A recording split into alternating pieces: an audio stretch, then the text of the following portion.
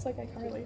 Hi, everybody. Welcome. Thank you all so much for coming. It really does mean a lot to me. And thank you again, I've said this, but to all of my actors and readers today. They've really gone above and beyond for this project, so I really appreciate it. I wrote down what I wanted to say because otherwise I thought I wouldn't know what to say. But thank you for being here at this reading of We Were Always Here, The Voices of Sarah and Hagar.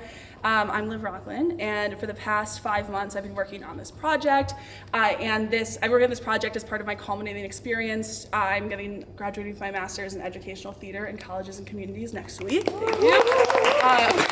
Thank you very much.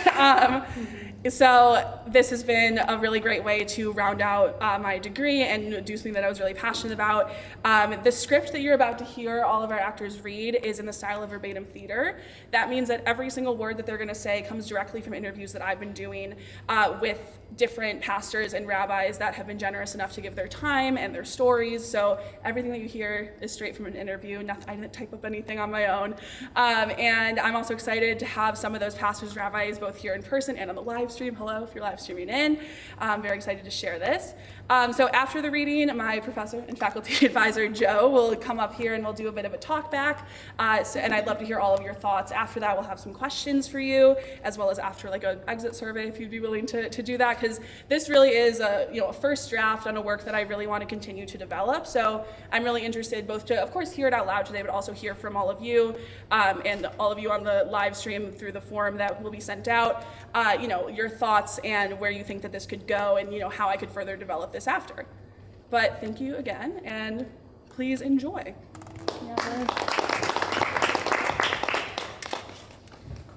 We Were Always Here, The Voices of Sarah and Hagar. A dark stage. Different colored lights begin to show up on the wall like the effect of a stained glass window reflecting sun into the theater. Upstage left, there are 2 short rows of church pews. Downstage right, there is a pulpit. The actors enter from all different spots in the theater and on the stage. When each reaches the church pew, they either do a sign of the cross or they bless their tallit and wrap it around them and sit down. Pastor Danielle puts her hair up into a bun or ponytail. Rabbi Yael Werber puts on a sweater. Pastor Amy puts on a clerical collar. They come center stage. So religion didn't create patriarchy. Patriarchy has been around for quite some time. Religion just helped codify it and then somehow make it holy. Is the way that Judaism has historically viewed women and not requiring them to be full participants in Jewish ritual spaces and or to fully participate in Jewish law. So I come into contact with that every single day because I am a Jewish woman who's fully participating, and I obviously do believe that that's part of a deeply spiritual, important role to have. And I don't, it doesn't feel like my Judaism to imagine a Judaism that doesn't imagine that to be true. And so there are a lot of things as far as patriarchy goes within those processes, and I think, again, those patriarchal pieces also play out in how the larger church can approach conversations around sexuality and gender identity and all of that. I struggle with or don't appreciate verses that say homosexuality is a sin or wrong, right? And the way my tradition has come to interpret it, my current the domination I'm in is to say, well, we have to use consistent lenses as we look at the Bible, right? Because for us, it isn't like that. Those words mean exactly what is written there for all time. We have to understand the context, and because it's a living word. I am a huge lover of scripture. I love the Hebrew scripture a lot, and the Greek scripture. And I think sometimes the way we approach it as a monolith, as if it is one voice and one decree, is problematic. And recognizing that all the different parts are written in different ways, and that it's a symphony rather than a dictatorial guide. Look, this does not apply to me. It's very clear, I'm very morally clear that this, the way that it's written historically is not true for the way that I practice my own Judaism. We actually bring our own current experience in the current culture. It has to say something to the current culture. And so, the way that we say pretty universally now, I hope in Christianity, that slavery was wrong and the church needs to atone for the way it has interpreted it. That's a societal structure that was a given for many, for those texts when they were written, like that was in the society a known or a social right. And so we would look and say, and for those who are LGBTQ or even women, right? Like the text that says, oh, women, can't do certain things. Obviously that impacts me as a pastor, right? And people throw that at me. And we have to say, well, yeah, maybe 2,000 years ago, 3,000 years ago, women couldn't, there were societal structures and understandings that didn't allow women to do certain things. And that so much of it is contextual and tells the story of people and their relationship with God from the people's perspective. And there are these, and so I think understanding the complexity of that has really helped me wrestle with some of the, again, the inherent patriarchy that shows up in some of these, that shows up the way in which scripture has been bogarted to speak about things like gender identity and sexuality, or even something like abortion, right? Nowhere in scripture does it talk about abortion. Jesus doesn't talk about abortion. In fact, the only scripture I know that actually speaks to abortion is How to Have One. It's the one where basically, like, if a husband thinks his wife has cheated on him, she needs to drink a certain concoction, and if she has the baby, it's his, and if she doesn't have the baby, then she cheated. And yet, if you listen to the conversation coming out of the religious right, it's like, it's all over scripture. No, it's not, Same gender relationships were not understood as a way to have a productive society. Of course, they did exist as well, and I think we're not even as shocking to people as I think we've interpreted. Also, like back into time, our own strict interpretations of those, and those have ebbed and flowed over time. But certainly, the way conservative Christian traditions interpret those verses, we say that's using inconsistent lenses. You can't pick and choose how you interpret. You'll hold one verse tightly and another loosely. And so for our tradition, first we bring our experience and the context and the history, but we also say, you need to look at the whole of Scripture through the lens of the gospel. And so for us, the gospel is that God so loved the world that God saved it. And didn't intend it to condemn and judge it, right? So we use that lens to look at those other things and say, okay, like, how do we feel this is interpreted for us today?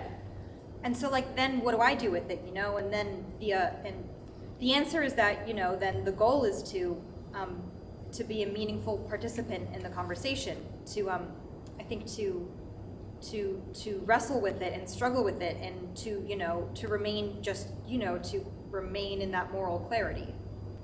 They return to their seats in the pews and begin sifting through their prayer books. Rabbi Maya stands and takes the pulpit. She puts on a long necklace. Really hard to say. Like, I don't know how much of it is in my head and how much of it is really what's happening outside. Like, I don't know. I honestly don't know. I don't have an answer. I think I'd like to, like, dig too deep to kind of give, I mean, maybe that's what you want me to do, and I understand that, but I can't really, yeah, I honestly, like, it's hard for me to remember both what people might have said 10, 12, 15 years ago, when I was in school and just out, and also how I interpreted it, which was probably, like, negative to some degree, versus now, where I'm not bothered by, like, I'm not bothered really by the, like, oh, you're so cute, or whatever. Like, it just doesn't, because I mean, it's similar to how I was talking about how the text, like everything comes from a context, and if there is an 80-year-old man who is like, what do you mean, you're my rabbi? Like, okay, like, I get it, because for 65 years of your life, I wasn't.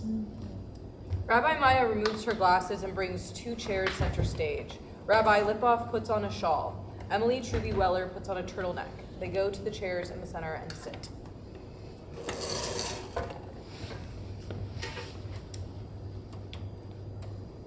My first recollection, was when I went with my older sister and someone taking care of us to see the Bells of St. Mary's.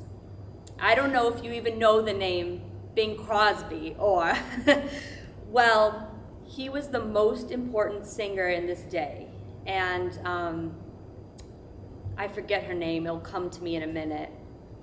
It was this Bells, St. Mary's, was an old dilapidated church in a big parish area, and I'm trying to remember her name.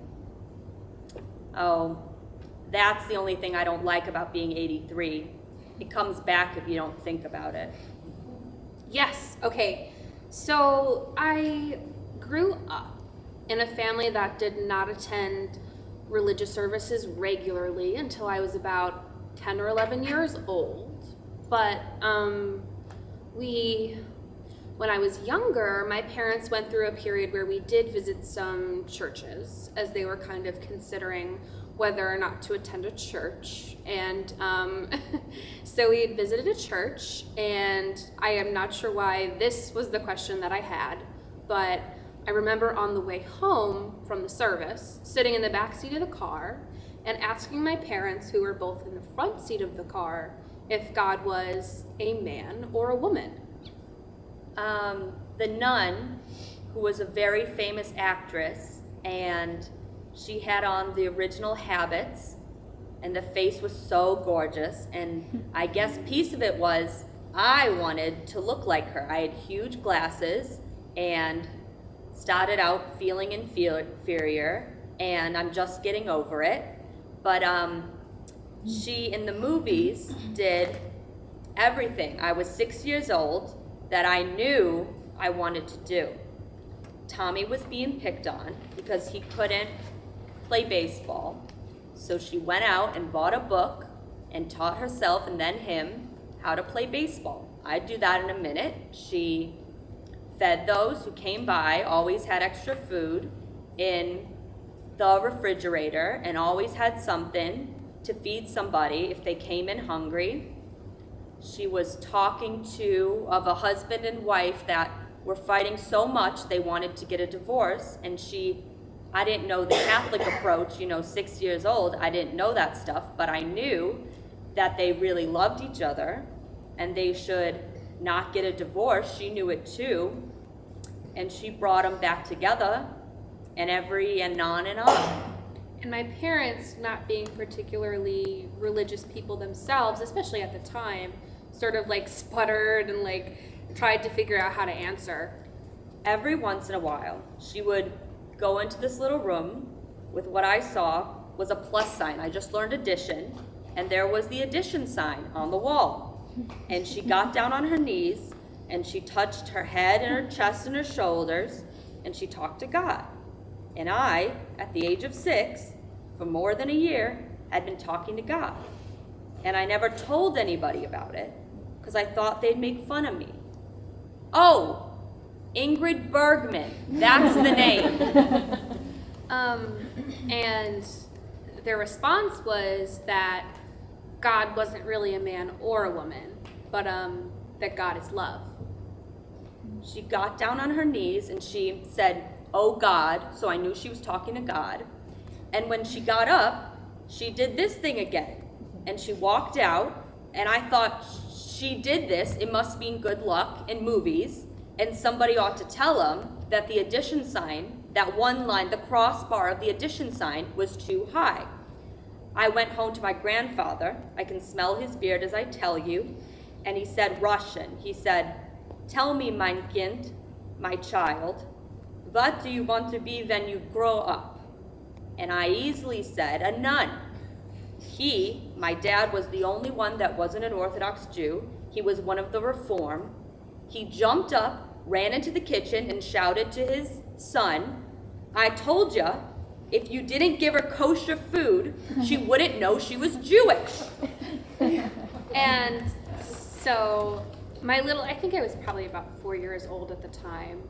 For a long time after that, then, my little 4-year-old image of who God was a picture of like an anatomically correct like human heart like floating in the sky above us. So that was my earliest recollection of God. God is love. God is a grotesque human heart. Guess my dad was the rebel in that way. Well, I knew I was Jewish. I didn't know nuns weren't. And that's the story. They rise and go back to the pews, allowing Mary Lou Baumgartner and Pastor Foster to exit first. Mary Lou Baumgartner puts on glasses. Pastor Foster puts on a clerical collar. Pastor Foster speaks with a slight southern accent, North Floridian. They come center. Perhaps Mary Lou Baumgartner sits while Pastor Foster moves around her. I had an awareness when I was in 8th grade, which was 1970, that somehow God wanted me to serve in the church, and I don't know how I would have answered that if you would have said, what does that mean? I didn't have any concept of becoming a pastor then. 1970 was the year that women were first ordained in my denomination, which is the Evangelical Lutheran Church in America. But I had never seen a woman pastor, and I had never been told that a woman could or could not be a pastor. I knew from the age of 4 that I was called to be a pastor. I didn't know how one went about that, and I didn't know exactly what it was called. There were these people I met who I thought their names were just pastor. I didn't understand it was a title. But when I was acolyting, I was really little. I would always do the pastor's part. Like, before age 2, I had the whole thing memorized. I would sing apparently with just joyful enthusiasm. I would do it all. And I really liked acolyting, and I knew I wanted to do what the guy up front was doing. I didn't know what it was called or how to get there, but I just knew that. So I imagine looking back that I would have thought maybe I would become a youth worker, Christian ed director, or a music leader in the church, and I don't think I would have quite had the language for pastor. And when I was about 14, I also started figuring out that I like girls. And I was raised around a bunch of truly hateful Southern Baptists. And I've been informed that Jesus would prefer me dead than gay. I nearly suicided at age 15. And then I went headlong into addiction, basically suicidal installment plan. And in college, thank God, we had a Lutheran. I went to a Lutheran school. And there was a college chaplain who basically saved my life. She was the first pastor I came out to, and she told me that Jesus loved me exactly like that, and that the church really does need gay pastors, especially, which didn't make a lot of sense to me. I'd never heard that before. When I was 16, I went to talk to my pastor about the very heavy decision about where to go to college. And in the course of that conversation, he said to me, why don't you think about being ordained?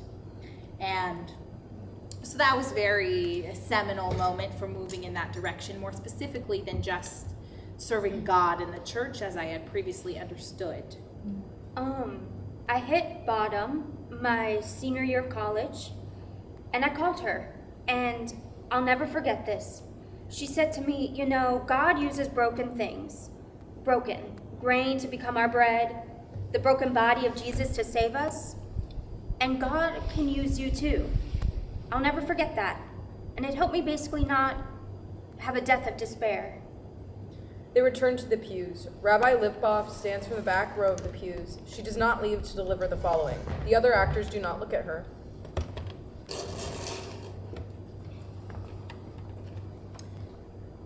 There is a new rabbi that has a fire in his belly. It's a love for Jewish people and not Jewish people, Judaism and Torah and all of that. But that fire also can go in other directions. He was a real againster, a rebel. We had classes on Saturday, which was not heard of. God forbid you pick up a pencil. He didn't give a damn about the pencil. He wanted you to learn. he really put my religiosity into a perspective that became my starting point and always remain it was there, but he began to give it some maturity. He asked my parents if I could be the first woman rabbi. He said, I've never known such a religious person that a teenager never understood why kids weren't interested. First time he spoke, I stood up and clapped. He was so good, and I look around, I'm standing all there alone. I was born with it. And my parents said, I don't know if you can put these words together in your head. Girls don't go breaking barriers that belong to men. She sits. Pat Kaufman rises and wears a clerical collar. Emily Truby Weller and her sit in the chairs center stage, facing each other, reacting to each other. When I was first ordained, more than almost 25 years ago, when I was first ordained, I had an image of what a pastor looked like and was supposed to act like. So I thought that's how I needed to be. And I wondered why my first call, why is my neck hurt? Because I was holding myself so rigid because I'm gonna smile when I'm supposed to smile and not be tired or angry when I'm not supposed to be. And I learned, first of all, that's not authentic because God called me exactly as the way I am. And so I live my life the way I am. So in a previous decade, we would see the model, male clergy person with his, in my tradition, you can get married. So with your perfect little wife who stays home and your 2.5 kids and your wife would, make sure you had dinner on the table and you could just smoke your pipe and write your sermon. And if you had to go out for an emergency, it was no problem because your little wife was there to take care of the kids, or, she directed the church choir or ran the Sunday school or something like that too. And those roles have just flipped so much. I tend not to get all that angry, but people have certainly seen me angry. They've certainly seen me, especially before I cut my hair all off. They've certainly seen me with my head wrapped up or not looking too kosher. Say, she needs a little help today. But I present myself as who I am. So I tend to be an optimistic, smiley, kind person. So I'm that way everywhere. I'm that way at the grocery store. I'm that way at church. I'm that way at the council meeting, in the community. So I don't believe that this myth of the hair pastor, the white German male who had all the answers and, tall because of course he's German. I've got some good German friends, not to, but with the little wife and the 2.2 children, that's not me. So you take me as I am. They rise together and return to the pews as Pastor Danielle walks to the pulpit. Oh, all the time. All the time? All the time. Are you kidding me? I think doubt and faith, we often talk about them as if they are in opposition, when in reality they are two sides of the same coin. And God didn't give us a brain and then tell us not to use it.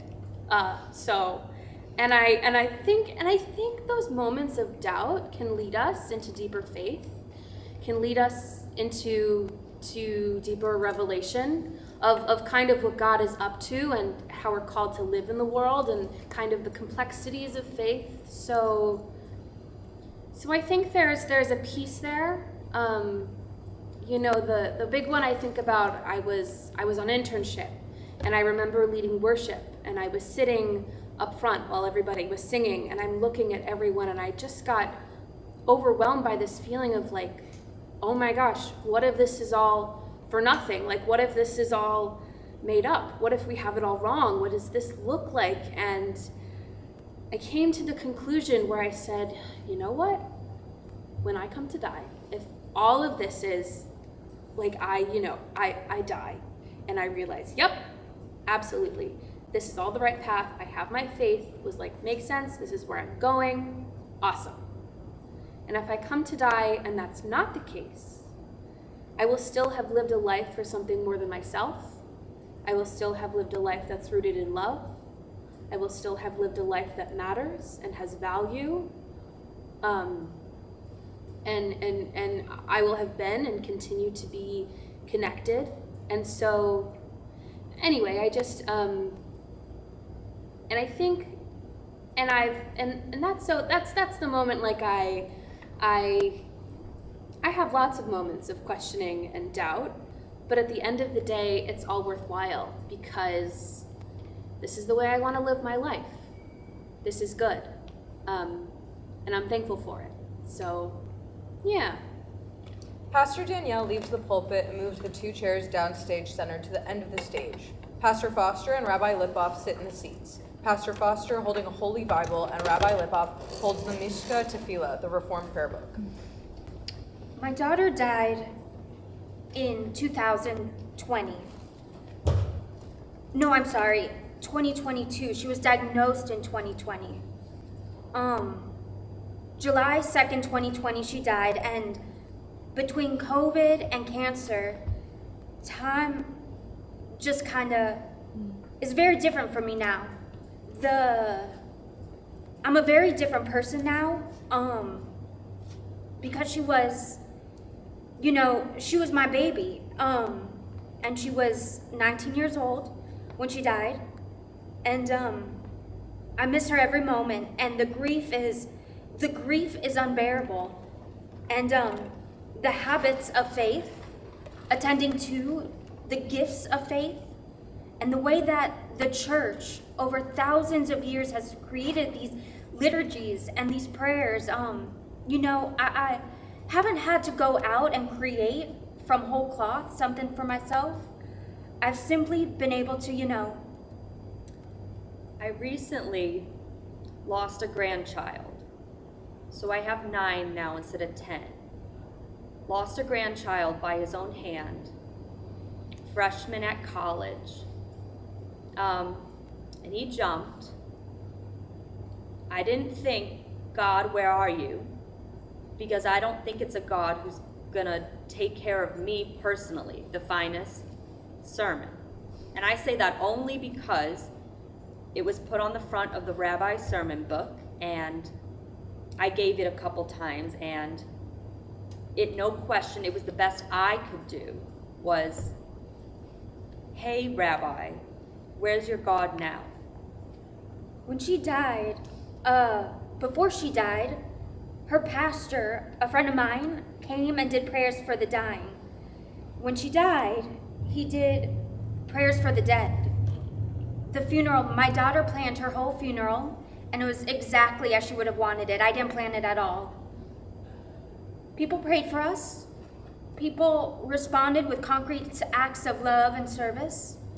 And, even though I create sermons every week, the reality is the hymns and the prayers and the scripture are all there, and I pray those prayers even when I don't want to.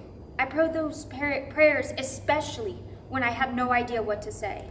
When Mike had his final word that he wasn't going to live, they took out something. He'll be fine if he made it past 5 years. And at 5 years, on his birthday, he went to see his OC for his checkup, and they told him he was filled again. And this man, a real Jew culturally, and he was, but you see, and head of the conservative congregation down the street, I opened the door in the morning, how he learned so fast, I don't know, lived up the street, and he says to me, I can't say it, but he said, okay, Rabbi, where's your effing God now? Well, my first thought should have been, but my kids are sure that I'm so naive and forgiving that I'm just gonna get lost someday. They're all in their 60s, 2 are in the late 50s, and I didn't hear that. I thought about it later. It was like, look what you spend your life on, and what did it get you? See, I never thought that way. the hymns reach me in a way that a spoken word simply cannot. And contemporary happy Christian music enrages me.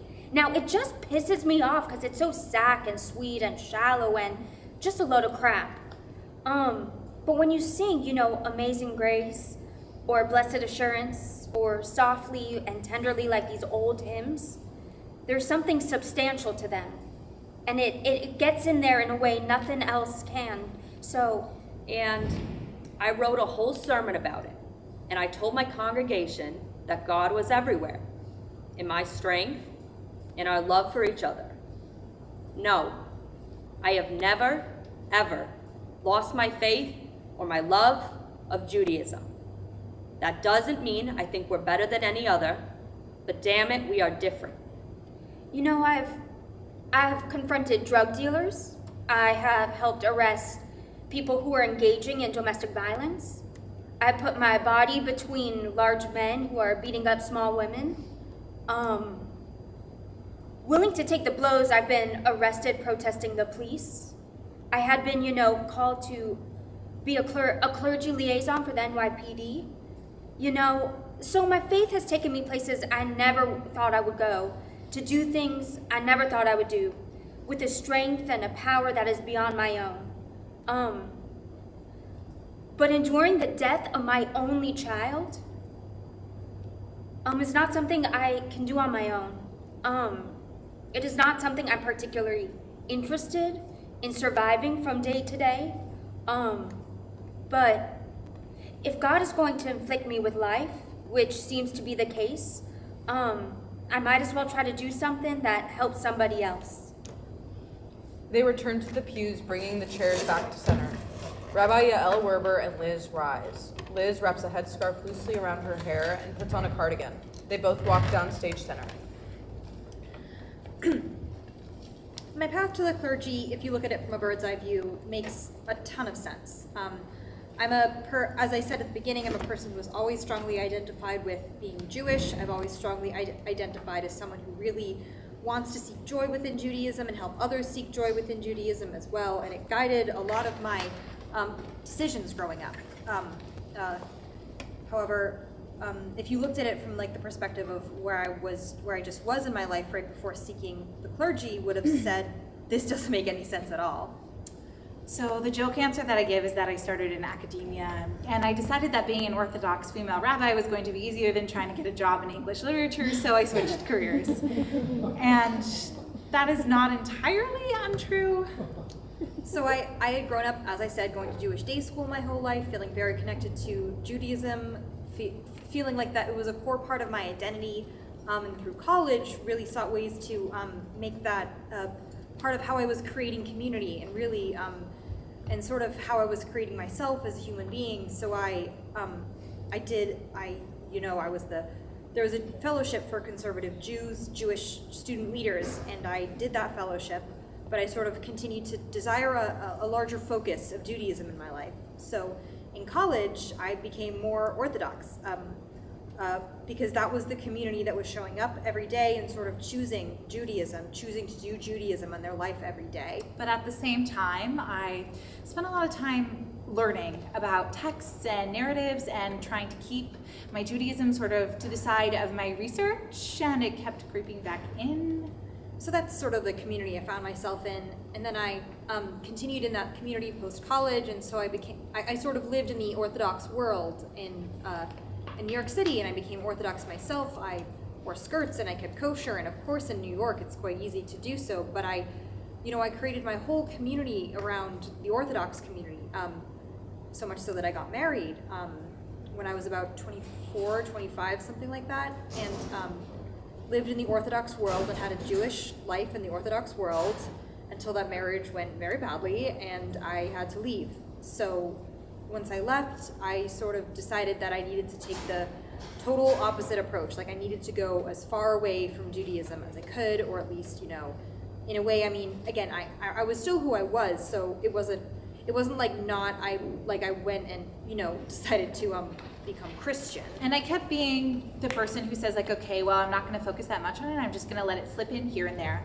And eventually I got to the point where I realized I could either fully excise it from the research that I was doing into technology and the way that we relate to texts in the 21st century as ebooks and as web pages and things like that, or I could really embrace the fact that this was a thing that I cared about deeply and start figuring out how to learn about my Judaism through this lens, and the way to do that would be a rabbinical school that was interested about these things. That was my denomination that cared about them.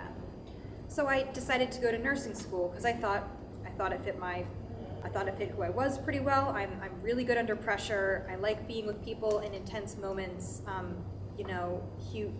Human body stuff doesn't gross me out, and I like caring for people. So I went to nursing school in Vermont, and I hated it so much. I just absolutely could not stand it. I would go into it. I was like, we had like an internship program. I would go into my internship every day and I would cry, and it was just so clearly not for me. And then also my husband was living in about a block away from the Maharat, and I was like, I can take a message when I get it.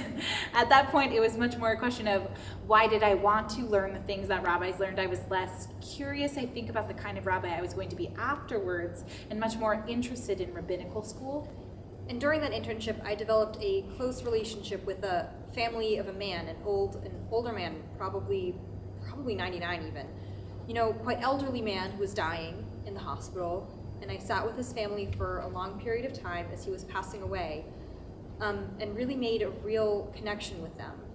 And when the whole ordeal was done, when he had passed, my supervisor brought me into her office and she said, I just don't think you were doing any of the nursing work. It just felt like all you were doing was socializing with the family. And I just remember feeling like, yeah, that was the important work. Like, that's what needed to be done. They needed me to be there for them. And it was, it's not like it was immediate that I then left the program, but I knew that it wasn't the right fit for me. That she was right. I didn't care about the nursing work. I cared about the humanity of the people going through this really challenging time in their life. And so I left the program, and I really felt pretty lost. I didn't know what I was going to do. They return to the pews. Jessica Goldberg stands and places a kippah on her head. Pastor Amy and Pat Kaufman rise. Pastor Amy sits in one of the chairs center stage, and the others can move around her.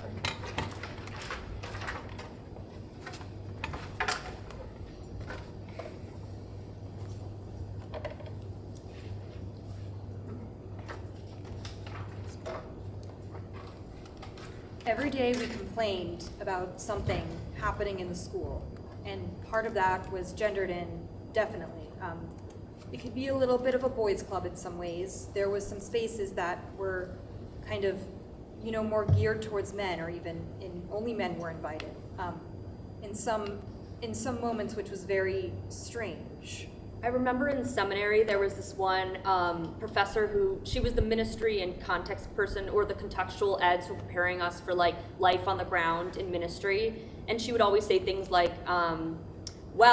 ladies, like, don't be surprised if you're expected to wear a skirt to an interview or something, or and I think she had some old-fashioned ideas that way. There's an expression at Union that the first year you burn your clothes, the second year you put on someone else's clothes, and the third year you make clothes of your own. And it was so true. I've been a church member. I've worked for the church. I've worked for the church since the 70s. But there was something about confronting things that I had always, thought as true. The challenge of that, and what do you think about this, and things that were considered normative that maybe it's not so. It was clear that male students could opt out of classes or do independent studies or one-on-one classes with a professor much more easily. It was a lot harder for me when I wanted to push through an independent study. I proposed one, and it took a while to convince them to let me do it. Maybe the need for another voice coming from another gender, and I remember, as timid as I was at the time, I'm not timid anymore, but as timid as I was taking a preaching course, and the professor was talking about making our voices deeper, and it was like, well, wait a minute, I'm a female. This is about as deep as it's going to get. And I actually said that to him, and I apologize. You're absolutely right. The legacy of rabbinic education is like the, old bearded man pontificating while his students, eat this information or just gobble up the information. So I learned to speak up there. I learned to not only defend myself, but to defend others whose voices couldn't be heard. Because of my experiences, I feel uniquely qualified to do that and to be a defender for people. Pat Kaufman and Jessica Goldberg look at each other and return the pews as Pastor Amy continues. And so it wasn't the easiest first call, right? But and I remember the president of the of the call committee. So there's a committee that kind of does the main part of the hiring or the interviewing. And he was like, oh yeah, he was supportive. He was saying, but he said, well, people in church were like, oh, but we've never had a woman pastor before. And oh, aren't we going to hear her preach? And in our process, it's only the committee can come and hear you preach, but it's not like you preach to the whole congregation. They have to trust the committee to say, this person has gifts and whatever. And so he said, yeah, I had to tell them, well, no, that's not how it works. And they're like, yeah, but we've never had a woman pastor before. And so I'm hearing all this from them, and then, and of course, no church wants the fresh out of seminary pastor. And now oh, and she's a woman, it's a woman too. And and so, and then I remember at the meet and greet, this one lady came up to me. And I actually didn't take too much offense because I felt like she was really trying to understand as a woman herself, who had probably been told her whole life that women couldn't really serve. She was like, well, I just, I always thought women could do everything, but I don't know about being a pastor. And so, and I felt like she wasn't being mean about it. So I said, well, Mary Magdalene was the first to hear and see the risen Christ. So, I think and she kind of took this, she was like, okay, she's processing it, but I really right away was like, okay, this will be an issue probably, or, it could be something I'll just have to understand that it's going to be a thing. But I also kind of went there, the vote was right on the edge of what it was, 74.7% or something, when I did the math of yes to no. And they advise if it's less than 75%, you couldn't go to that church because there's a group of people that doesn't want you there, right? And so I had to think about it. I was like, and part of me, I think, was a little bit spiteful or something. I said, well, if I don't go there, they're just going to choose an old white male that they want. So I'm going to go there and show them what a woman pastor could be. Pastor Amy returns to the pews. Rabbi Lipboff rises and stands at the pulpit.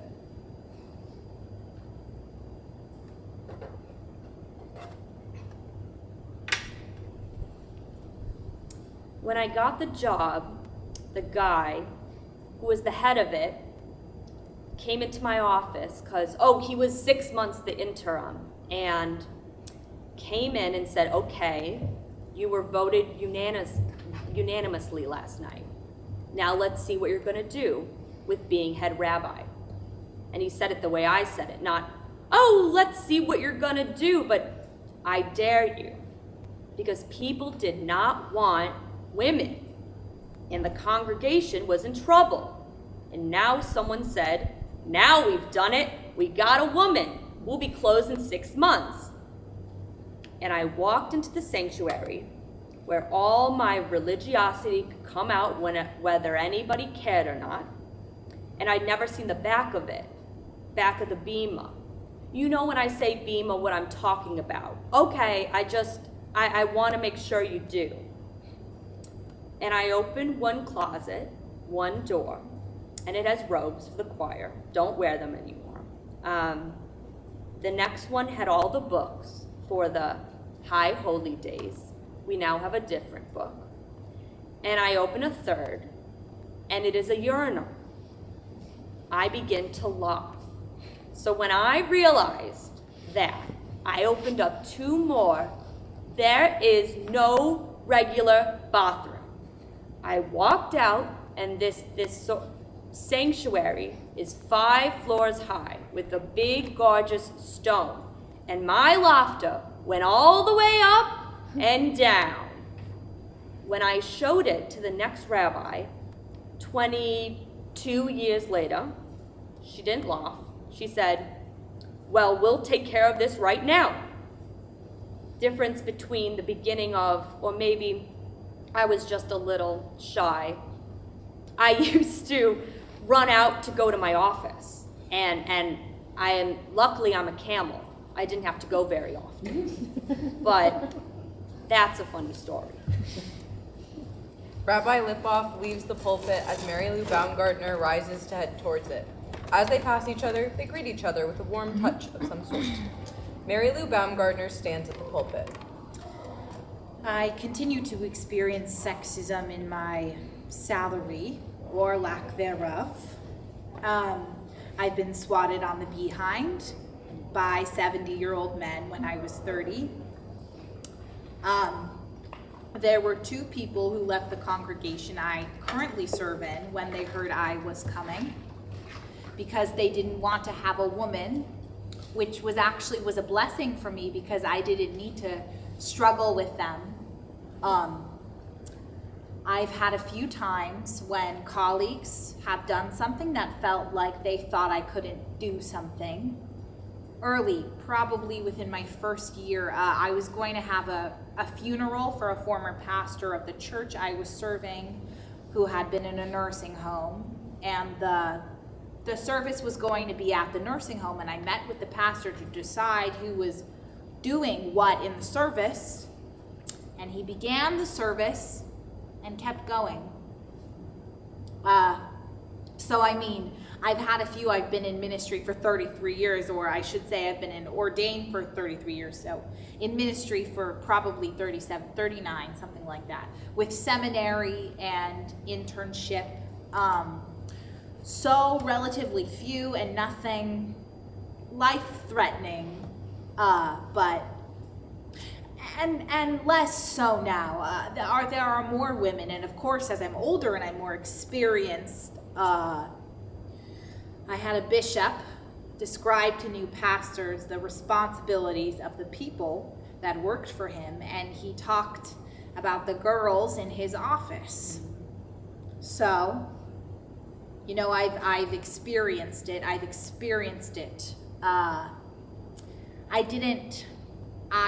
was not unaware of the possibility when I started, and I think it is less than it was. Not that it's disappeared though, and the Southern Baptist Convention last summer voted all the women who were ordained were becoming unordained. So, you know, in some, again, strains of the Christian tradition, there are people who blatantly don't even allow women to take the role that I have. Mary Lou Baumgartner returns to the pews as Pastor Danielle and Rabbi Yael Werber go down stage left and right. Oh, please. All the frickin' time. I mean, I have been called young lady by colleagues more than I care to suggest. I have been told I don't believe in female pastors. Of course, I am standing right in front of them. Mm-hmm. I have been shut down in meetings. I have heard people say the exact same thing I just said. I sometimes will lead the service. I mean, sometimes I lead the Saturday morning service at my synagogue, and there have been a few times where there was a member who would kind of take over the service and and decide that we should do something this time when maybe I would have done it another time, or that we needed to make this announcement when maybe I was planning on. I've been told that it is not. I've been told, well, would she be good for this call because she has children? Something my male counterparts never are asked. Or serving in a position, I was serving in a position and they were trying to figure out who was going to be my assistant director. And there was a comment like, well, there's a male and a female up for the job. And they're like, well, 2 females. Isn't that aren't they too similar? Meanwhile, this organization has been served by 2 men in these positions for the last 80 years. And we were absolutely different people. So, yeah, a lot. And I had to talk to him about saying, look, as a young woman, it telegraphs that you don't trust the way that I'm leading the service. So I don't know. I don't know that was part of his calculus or not. But certainly, I felt it strong enough that I had to say something. And I cannot even fathom how much more frequently it happens for my sisters of color and for my transgender sisters as well, because and I try to always include that statement or bring people into the conversation who frankly aren't even invited there in the first place. I recognize that as a white woman, I'm invited into more spaces than a lot of my colleagues, and like I said, a lot of my sisters are, and so trying to figure out how to make sure there's room for their voices, or how to just frankly upend those tables because they're not worth sitting at, I think has been important and continues to be important. Rabbi Yael Werber and Pastor Danielle look at each other. They walk back to the pews, and from behind the pews pick up a long folding table and bring it center stage and set it up in front of the chairs. They look back to the pews and add as many chairs as there are actors. The chairs are set up only on one long side of the table. They return to the pews. Meanwhile, Emily Truby Weller walks to the pulpit. There's one that comes to mind in seminary as well. So in that instance, it was pretty much just straight basic sexual harassment. I was at my seminary campus helping to set up for an event along with my roommate and some other students. And someone who worked on the staff of the seminary, I believe he was in a maintenance role, came by, and we were all dressed up for this particular event, and he sort of grabbed the hem of my skirt and swished it back and forth and said, "Hey, don't you clean up nice?" So, not a huge instance of sexual harassment, but what followed after that was just mind-boggling. And this was pre-Me Too. And when Me Too happened, I was that's literally what happens to women. I've done it. I immediately told another staff person what had happened, just in sort of disbelief. And he took it to his superiors, and it was just chosen not to be followed up on for months and months. And then, months later, other people are making very similar complaints about this person. He's known for saying very racy and inappropriate jokes and telling those all over campus. And it just leads to an instance where I'm essentially summoned to testify about my experience in front of a council of people. For so many women, this is a very familiar experience, but it was just it was exhausting.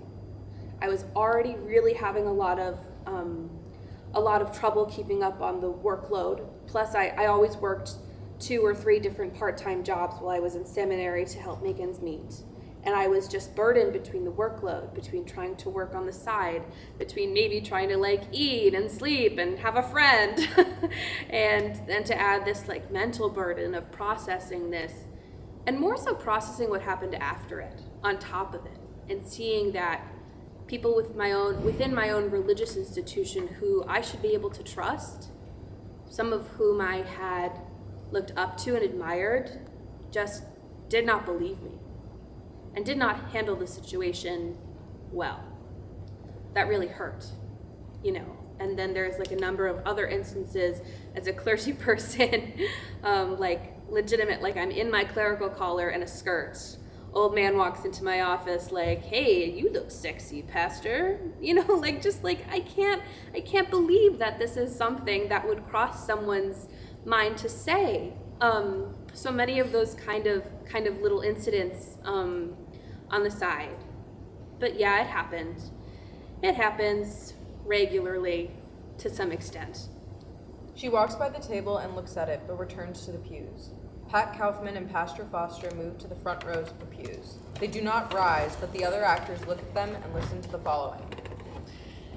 It was basically an understanding that God was calling me to something. And there's no like magical voices or, no visions, nothing like that. But I just started to sense that there was something else I was supposed to be doing that I wasn't doing. I gave my first sermon when I was 15. It was terrible. It was god-awful. But I never knew any other kid who went to the pastor and said, hey, I think I'd like to preach. That's not what 15-year-olds normally do. And, it's scary. And the church, Lutheran church, is 97% white, maybe 80% male clergy. So there were no role models when I started this investigation. By the time I was ordained, there was certainly some, and there's still black female clergy are still a rarity in the Lutheran church, sadly. Finally, I expressed it to the pastor of the church I was working at as a music director, and he's, oh no, you're not called to the ordained ministry because that's for men. And yeah, I guess you're right. And there was something about the Word of God, and it spoke to me in ways that it didn't necessarily always hit the ears of others, and it made sense to me in a way that others maybe didn't understand it.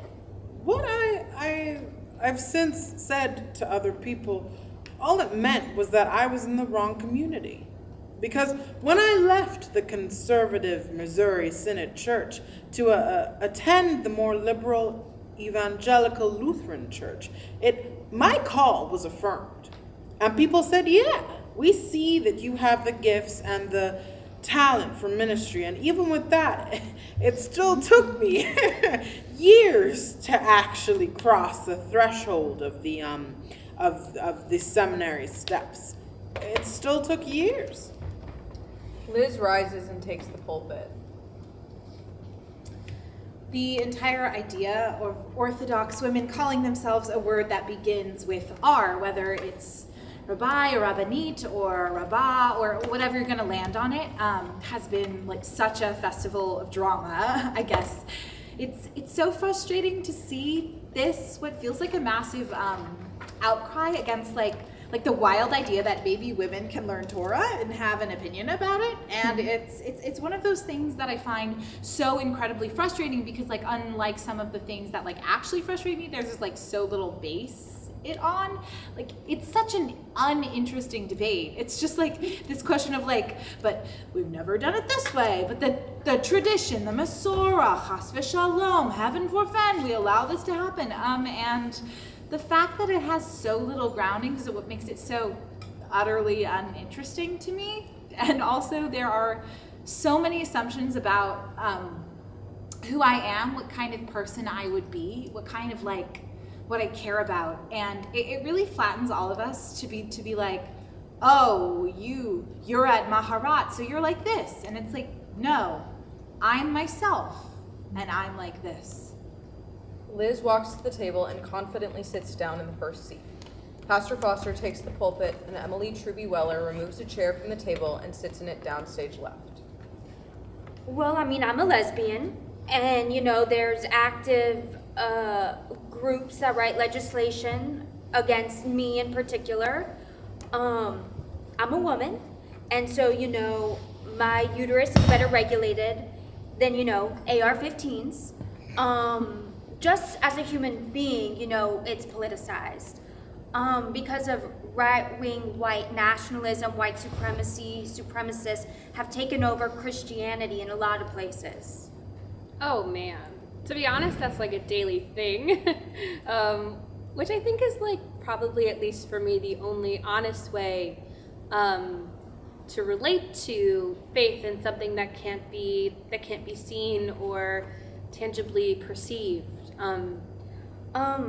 I am assumed to be a particular lean of politics, you know? So it's politicalization by, you know, affiliation, I guess. And the problem that I have with what might be called progressive Christians is that progressive Christians tend to stand for nothing, for fear of offending. Christianity has been hijacked and kidnapped by the religious right. Yeah, so I don't find myself doubting the existence of God. I don't find myself doubting the existence of a loving higher power. That is not something that I ever doubt. I do doubt often the value of the institution we've come to call the church. That's a lot more fraught for me. Believing in God is easy peasy compared to believing in the systems that us people have set up to try and mediate the relationship of that God to the world. Let me put it this way. So I've gotten death threats. These are always fun. The rape threats, you know. Sexual assault threats. When I'm a very public person, right? You ask me my identity, I'm like Big Dyke. I make no apology for who I am, and I do not hide who I am. I will not shrink because somebody's uncomfortable. I talk about the lynching of Jesus, not the crucifixion of Jesus. I talk about the historic realities of Jesus as a Palestinian Jew, undocumented without citizenship, right? So I say things that a lot of pastors will not say, right? I'll talk about sex in a way that a lot of pastors won't. I'll talk about wealth all day. When a white, presumably straight man walks in that we don't know, I assume he is there to shoot me. I'm fine with getting shot, right? I'm fine with that. What I will not, and I will do everything I can to make it not happen, I will not let somebody come in and hurt my people, right? I recognize that I am a target, they are not. Pastor Foster looks at Emily Truby Weller, who rises, picks up the chair she was sitting in, sets it at the table, and gestures for Pastor Foster to sit. Emily sits back in the pews as Pastor Foster sits at the seat that was set for her. Pat Kaufman takes the pulpit. Wow. And most of it, of course, subtle. Or not, out there, not overt. The surprise many times that not only that I'm married, but relatively happily married, that I've managed to have 4 children, and wow, really? And then, of course, what's your husband like? Has he been emasculated? So you get that. I have not experienced that, but colleagues have, where suddenly there wasn't a call available for them. I have colleagues who have been forced on a congregation, if you will, and people have refused. They would turn away when it was time for communion, all kinds of things like that. But sexism also goes to both ways, because I preached about it a few years ago. I was supplying, which means I was acting like a substitute teacher and going into a congregation that didn't have a pastor, because I was serving during the week as a chaplain. So I wasn't working on Saturday and Sunday, so I would be asked to come and serve a congregation. So I rushed into a congregation, and there's a tall white male in an alb, because we wear a long white vestment that's called an alb, supposed to be a baptismal garment. And I immediately assumed that I was wrong, that was the pastor who'd been called. And he said, "Hi, Pastor, I'm going to be your acolyte for today." Oh, okay. So it goes both ways. Because I still assume that a pastor is a white male. But other than that, there's, teaching our male colleagues that we're not all angry, you know? But yes, I am going to speak the truth to the beloved pain. And I am going to speak truth to power. But I can do that with a smile, you know? So I'm going to do that. But you know, the antenna as a person of color, as a black woman, are always up. So you're always looking for it. I always scan a room. Can't help it. I probably will to the day I die. Who's here? Who's not there? What are the expressions on their faces? How do they see me if I come in with a collar on? So those are the subtleties that can happen. With sexism, the church is pretty well practiced. So most of it, we don't see anymore. Most of it, but yeah, always looking. Pat Kaufman slowly scans the room in front of her until her eyes find Liz's, who gestures to the chair next to her. She sits. Pastor Foster delivers the next segment from the table, but may stand or move around. The first Easter, I've preached one Easter since my daughter died. I was on sabbatical after she died, and, you know, Good Friday, that was us, right? We killed him, the collective we. Well, the Jerusalem priests, the Roman guard, lynched Jesus, right? It was a terroristic tactic to keep the oppressed people oppressed.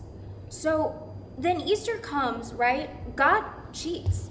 God is so freaking weak that he couldn't stand his son being dead. My daughter has been gone approaching 2 years. Do you think that I wouldn't cheat if I could? Hell yes. So why, God, don't you endure the same pain that parents like me feel? You freaking cheated for yourself. Where is it for everybody else? Where? And so, you know, I love Easter. I really do. You know, it is an amazing statement of faith to say that Christ rose from the dead.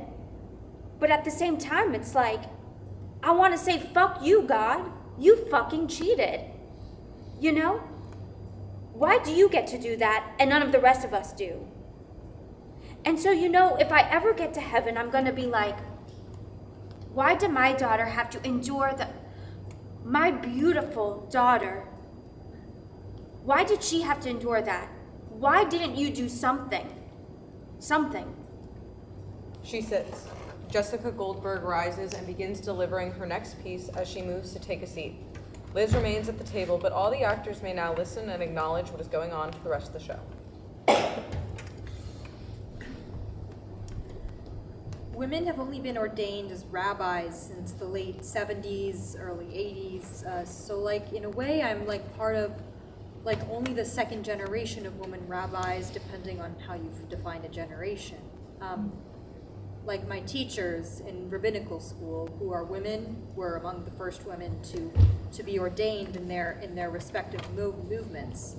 So it's, yeah, that's kind of wild to think about. One of the things that I am really interested in are like sort of like the women who would have been rabbis or who like had the title rabbi in a time when it wasn't controversial, because there was no Facebook and nobody was like writing rants about it and posting it on their like, this is my complaint page. I think where we still need to go certainly is including women's voices in our learning in our sources, recognizing that the sources we have available from centuries of wisdom usually don't include women, and we need to, you know, without just like making stuff up necessarily, question like, where were the women here? Like where are their voices? So you have this, it's hard to trace history sort of before printing, but you have like the first woman who, the first woman author of a printed text, which is called the Meneket Rivka. So she was referred to as the Meneket Rivka, and she wrote this whole book for women, and her title was Darshanit or Rabbanit, depending on what context it's in, like, woman rabbi. What can we tell about gender dynamics at that time, given that we only have these men's perspectives, and that shows up even in, in halakha, the way that we're told to practice, it's like sometimes there are these really bizarre things around, women's ritual purity and stuff, and it's like, well, where did that come from? Oh, men who have no idea what it's like to be a woman, they're just making stuff up because they don't really know. There's Osnat Barzani, who is I never get dates right. I think she was 16th century. Her title was Tanait, like the Tana from the Talmud. So that was her title. She was the head of the yeshiva. She complains that fundraising took her away from teaching the students. We were always here. There have always been women doing the things that rabbis traditionally did, which is teach and lead and hold sort of the community's Torah. And I think that the problem in those days was you had to be sort of special and unique and exciting to get it that boys were born as a matter of course. And if you had that girl who was super special and super bright and super smart, then you educated her too, and then you made her way into history. So, does that compel us to look for different answers to some of those questions? I think it does. I think depending on your orientation towards halakha, you might answer differently. But yeah, I think adding those voices and recognizing the absence of those voices for many years is so crucial. And I think we're doing that. I think there are a lot of people doing exactly that work, and that's fantastic. Even going back to the 70s and 80s, there have been people doing just that work, like Judith Plaskow and others. Yeah, I'm optimistic. There are some things that it's, patriarchy is a very hard thing to unravel, and it will take a long, long time. But yeah, we made great strides. I think. I hope. I wouldn't be able to be where I am now 40 years ago, if I'm doing the math, 50 years ago. I want to see boring women become rabbis. There's so many boring male rabbis. I just want boring female rabbis too. I just want this to be boring at some point. I want it to feel normal and natural, and you don't have to be special and you don't have to be the trailblazer. This is a career path for people who are motivated to serve God's world and the Jewish people, and who want to show up for people in their worst moments and their best moments, or who want to delve deeply into Jewish law, or who want to lead congregations and be a person, be a pair of shoulders that other people can rest their burdens on. I don't think people need to be more special than that. I think that's certainly special enough, and I want that to be normal and boring. Pat Kaufman delivers the following from the table, speaking as if with friends. When someone new has come to church who has not been there before, people always check out the website, and yeah, they see all the good words and stuff, but when it comes to communion, and when people receive the bread and the wine, and I'm standing there giving it to someone, and the tears that come in someone's eyes, when it was oh my goodness, you really mean this? Oh my goodness, I'm really welcome. I've had people say to me, well, I haven't been to confession. I haven't been to church. Do you want communion? Is my question. And I used to have this great ability with my husband. This is our sanctuary now. The church I'm serving is a lot bigger, so I can't catch his eye very often. But I've had people once, when it came to communion, just decide to get up, and I'll just quietly leave because I'm gonna be embarrassed if I come up for the sacrament. And I had him race after a couple once, and my husband said, "You didn't stay for communion." Said, "Well, we're new and we didn't think come to communion." Well, I haven't done this. Come in. And when they came in the aisle, they cried. We hugged. You are welcome. God says you are welcome. And we could talk later. Emily Truby Weller delivers this directly to the other women at the table. I guess I'll just say I love being a woman in the clergy. I love it. I think women in clergy are sometimes given access to spaces that male clergy are not given access to. The room of a new breastfeeding mother at the hospital, sometimes it's something like that. Or sometimes it's a deep conversation with someone who had an abusive father figure in their past who can't relate to a male clergy person.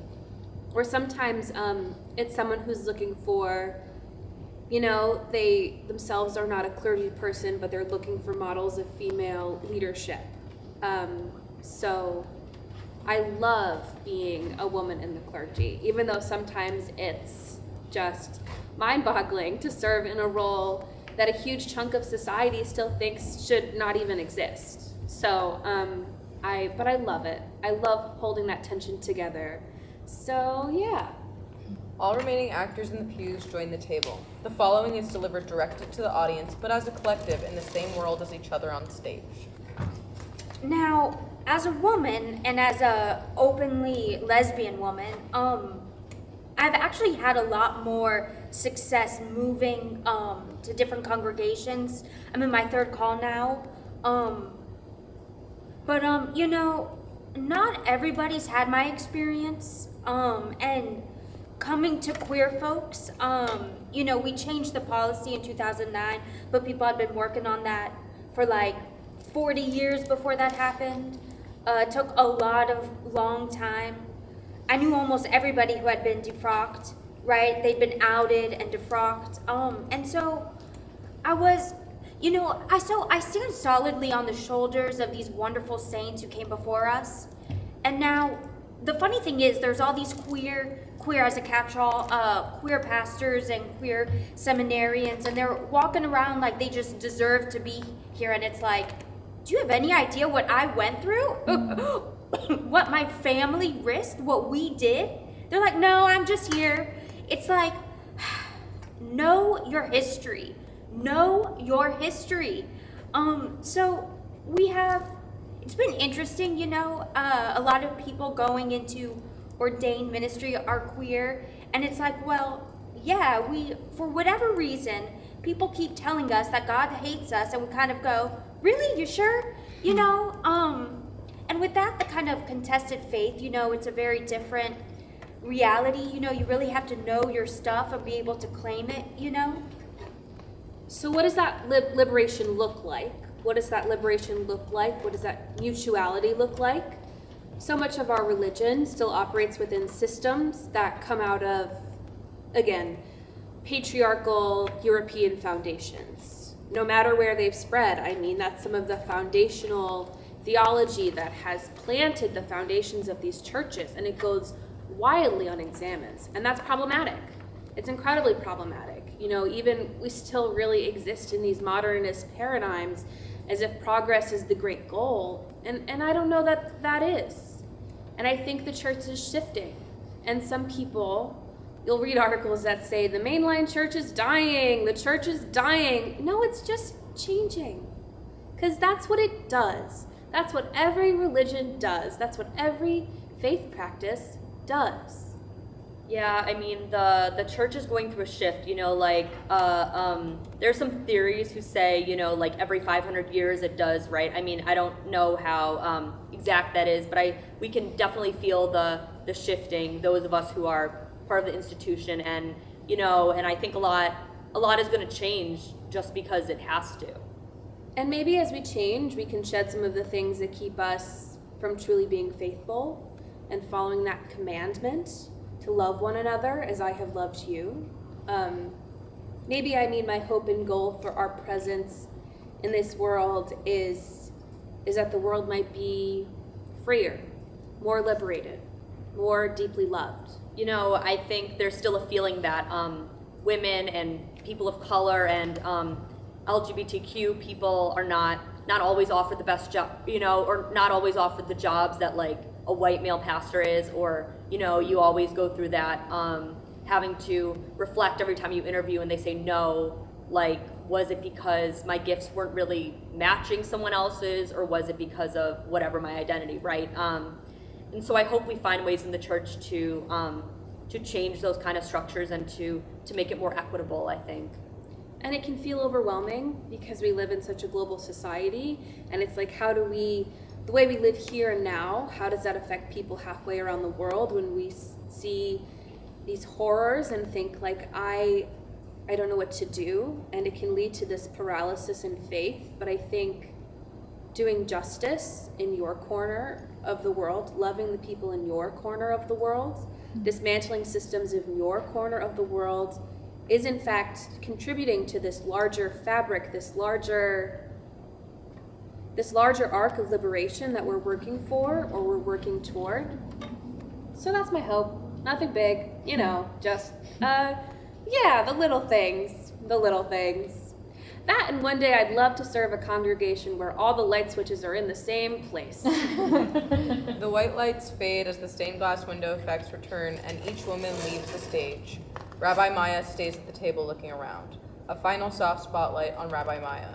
Soft fade to black. End of play.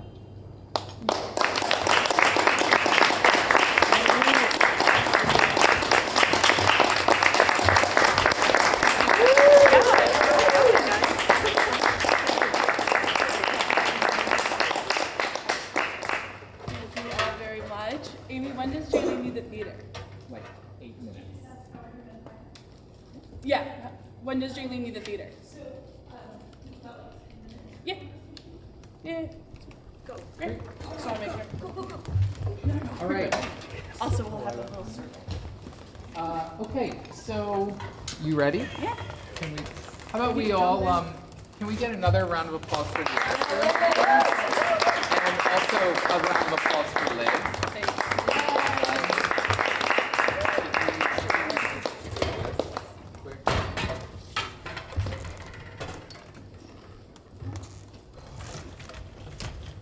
So, thank you all for being here for this first reading, public reading. One thing we learn when we read plays is how long they are. I was going to say that. And so Yes. that's one of the moments that we learn. And so Liv and I talked yesterday about questions that she wanted to offer to you to respond to. And so the first one is, what will you remember 2 weeks from now when you're sort of just walking down the street and this play suddenly resurfaces in your mind? So what might you remember from what you heard or envisioned or experienced as you listened? You can just popcorn out. Yeah, please. The part where she talks about it being a boring job, or like the hope is that it would just be like completely ordinary and boring. I'm definitely about that. Got it. Thank you. I think it was Lucy's character that said something about the relationship with God is super easy, but the relationship with the church is what makes it difficult. Great. Yep.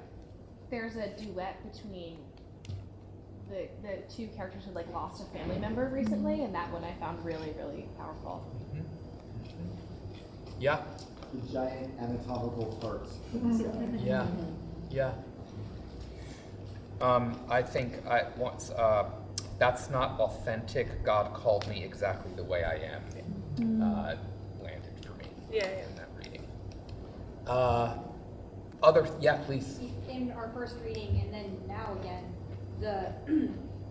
I'm still blanking on her name, when she's discussing like the difference between how she's dealing with the grief of losing her daughter versus how God was able to resurrect Jesus, and that kind of anger, that moment really, it struck me both times.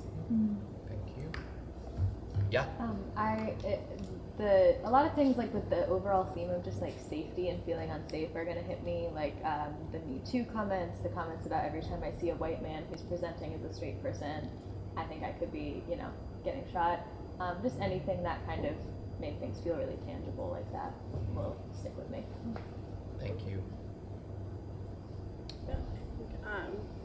I'm curious about the perspectives question. especially. What other perspectives would you be interested in hearing from in this play? Yes. Nuns. Nuns. Okay. Female imams. Great. I think it'd be interesting, like, weirdly I want to go smaller. I want like more in the diversity between sects and like things like that. More clarification about like a Catholic versus a Protestant, etc. could be interesting. Great. Thank you. Remind me of the questions. really fast. Surprised or learned? Can I change the question a little? Please. I'm curious what previous knowledge or previous thought and maybe bias people came into this space with. I'm curious what has been affirmed or contradicted by this reading. Maybe something that you came in like somewhere believing in your brain to be true and maybe wasn't, or maybe you were like, yeah, that's what I thought. I think I said this when we were first, but I had zero idea when women were allowed to either join the clergy or become rabbi. Like I had no historical sense of when that was. If you had asked me, I would have said it was like the 80s. So the fact that it's been like before that, people were working towards that and getting the fact that the person I played, Rabbi Lipov, is 83 years old. Like she, and so that is something that really shocked me from doing this project and learning more about it. And something that I just definitely didn't know. I'd also say to hear leaders within the church speak about how the anger when grief strikes you. I remember when my mom died, I was like so angry at God, and I was like, oh, well, this disqualifies me from being part of the faith, because I felt like that anger wasn't justified, because in order to be a good Christian, you can't be angry at God. And so to hear leaders within the church and within different sects talk about grief and talk about how it can manifest, and that your perseverance through it with and even sometimes against God at the end strengthens your faith in a way rather than invalidates it. So that was really something that Similarly, thinking about the relationship between being religious and being observant as a Jew, and whether you're Reformed, conservative, or Orthodox, where you think of, oh, if you do lots of Jewish practices and stuff every day, that means you must be Orthodox. But you can be incredibly religious and observant and not have that affect the kind of denomination or sect of Judaism. So, like with Yael's story about how she became more Orthodox and then kind of transitioned back out of it and then found her way back to her faith. That was something that really it made me feel confident about my own, how I practice my own Judaism. I was an altar boy when they started allowing girls to be altar people, I guess, in Catholic school when I was younger. So just that dynamic shift that happened there, then thinking about in the play, the conversation around the all boys club, we just have those kind of shift in our costuming, and also the dynamic behind the altar and all of that. Just thinking about that stuff. We have like 30 seconds left. I just want to say thank you very much. Thank you if you're watching live stream and everyone here who contributed and helped me, Joe as well. Thank you in this project. Thank you, Amy. And yeah, I thank you all so much. Sammie is going to be at the back of the house with a QR code. If you are gracious enough to answer a couple other questions, you don't need to answer all of them. There's a bunch on there, but if any of them you have thoughts about, I would absolutely love to hear them. Sammie will be in the back of the house, and otherwise, thank you very, very much. Yeah,